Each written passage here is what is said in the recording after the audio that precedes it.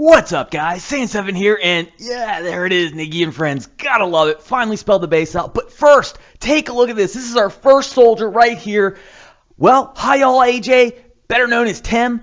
First soldier, and I figured what better video to open with this absolutely incredible Dungeon 8 run of his. Sent this video to our kill chat and line. I was like, wow, are you kidding me? It's just absolutely incredible. It is a 16-second run, Dungeon 8, Skull 11 for 37 shards. All right, you can see right here, he's just going to drop the Pumpkin Duke right there. This is the line. Drop that drop the GA, the Frenzy, and from there, it's just over. Pumpkin Duke with, a quad stack plus that GA and all the Cupid buffing. Look at this. Watch Spirit Mage proc. Oh, all over. And the drop. Gotta love it. What an absolutely incredible run. You can see right there, there's base. All right, let's go ahead and get back to it because this video is really all about dungeons and Dungeon 8 because, well, my Pumpkin Duke needs to go up. Now, you see right there, White Knight Smurf Guild. That's where my second account is going to be going. And I'll have a video for you later with a new base on there for the competition that we are running in Niggy and Friends. But, all right, first, Pumpkin Duke. Got to get him to 6 and 9. Getting that skill up is really, really crucial. And I'm so close right there. And I was like, I'm going to go farm some dungeons. It's been a while. I've been bad about getting to the dungeons. Just haven't had time. You can see right there, well, I don't have too many shards, so we're going to just pop in here. What I'm going to do is instead of doing the same dungeon over and over again, which just gets boring, I'm going to do just some different dungeons. And I've heard that IGG has confirmed that the shard drop rate is lower when you do the same dungeon over and over and over again. All right, so I'm going to do some different dungeons. Basically, I got 6 of them here for you, and this is the first one. And basically, my thought process is here. I don't really know the lines on the other dungeons. I have not done them enough, but basically what I'm going through is where do I want to open? And what I'm thinking is I can open against Paladin with Druid. I don't have to use GA. I can basically, my whole goal is to get Pumpkin Duke to proc before I get into anything against a bunch of heroes against them and have to drop the GA. That's my goal, because I don't have a revitalized Pumpkin Duke. It's going to be different if you do have a revitalized Pumpkin Duke, where you can open and where you can't. But you can see right there, I dropped Druid. I did have to use the Restoration. And then as soon as I get through, Pumpkin Duke had already procced. I get to drop the GA right there when the other heroes came out. And from there, Pumpkin Duke's going to go off. And I almost lose him here, but he gets by. No worries. And once Pumpkin Duke gets that stack going, that Celebrate stacked up, I mean, it's just over. You can see right there the rest of the base. There are no heroes left, and it's just mop-up time. We're just going to run around in a circle all together and take care of it. And from there, I'm going to be able to move on to the next dungeon and try it all over again. But basically, my thought process and what I generally try to do is I open with a line that's going to give me a chance to get Pumpkin Duke's proc off before I hit a whole bunch of aggro in a dungeon. That's generally how I open. And if I open on a line that takes, all a troop camp and a Spirit Mage right off the bat, usually I can't get to that Spirit Mage. All right, here we go. We got 40 shards, and this is an interesting dungeon because you can see it's very similar shape. It's symmetrical, and what I'm thinking is, well, I can open on the left side, and I have done this dungeon a few times, so this is a line that I have always liked. And what I do is I'm going to open with Druid, and I'm going to make sure to start with Druid because he's a ranged hero. I put Druid out, and then from there, you can watch all the troops come to me. And then I'm going to drop Spirit Mage. I'm going to hold off on Pumpkin Duke.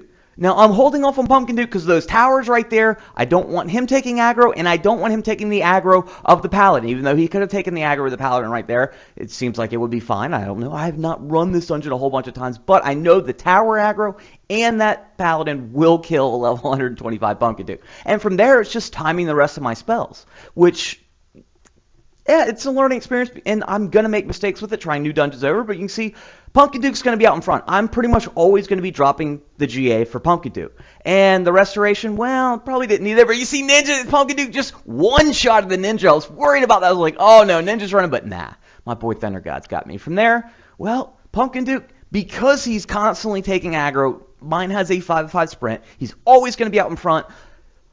But he is going to be stacking that buff constantly. So as long as I can keep him alive, my boy right there, well, he'll take care of business. No drop on that one, but that's all right. Let's go ahead and grab the 2 spells because it's definitely most efficient to find dungeons you can do with just Restoration and just GA. And we're just head back in here and, well, basically just pick another one. And the 37 shard dungeon, yeah, this is the dungeon I generally do. And like I said, I can't drop, because I don't have a Relight Pumpkin Duke, I can't drop in that corner right there where Tim was able to drop. Basically, if I do there, all my heroes end up dead very quickly, because I need the extra time to get my Pumpkin Duke to his Celebrate. You can see right there, almost there, the GA drops, and from there, that Celebrate's going to get off, and I'm fine once that Celebrate gets off right here. All good. Now, I do have to use a Restoration here occasionally. I never had to before the last Might update, which it's just kind of weird how some of it changes, but it happens, so no big deal. You know, a Restoration here and there is not a big deal. 6,000 gold. And from there, well, I'm going to just go ahead and clean up the rest of this dungeon. Spirit Mage is going to proc and just about kill everything as usual. And do get the drop. Very nice. Now, another thing. If you're wanting to get shards, if you're wanting to level a hero up, basically, instead, you know, you're thinking, well, I'm just going to roll a bunch of gems and get... No, the most efficient way to get shards is to use the gems on gem refreshes. You basically... I'm going to get, what is it, 112 shards in 10 minutes. This was my dungeon session. 112 shards, 10 minutes, just rotating dungeons. Because once you are able to farm a few different dungeons, you can start rotating them. Now, in this one, what I'm thinking is, where can I open with Pumpkin Duke and get that Celebrate off? And what I was thinking is, well, I can open on the top. I can just, you know, I don't need to drop Druid in yet. You know, there's not a ton of towers. He's not going to be taking aggro from that. So I go ahead and drop my 2 buffing heroes. And what I'm going to do is just wait till right before they're both of them about to proc, get everybody else in. Now we're all in, all the stacks, you know, all the buffs going off. Drop the GA with the heroes coming in as soon as they take aggro right there.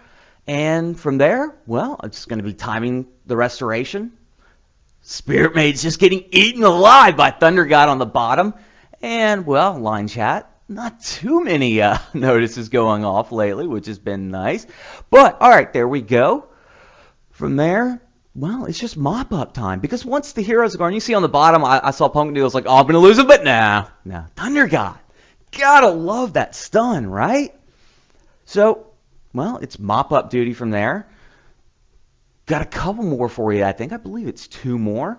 And basically, it's going to be the same philosophy where I'm finding a line where I can basically drop everybody and get that Pumpkin Duke Celebrate going. All right, now here we go on this one. I was thinking about dropping low, but I have lost all my heroes a few times while dropping low and haven't perfected it yet. This is one that I was doing a long time ago, dropping high and using Frenzy.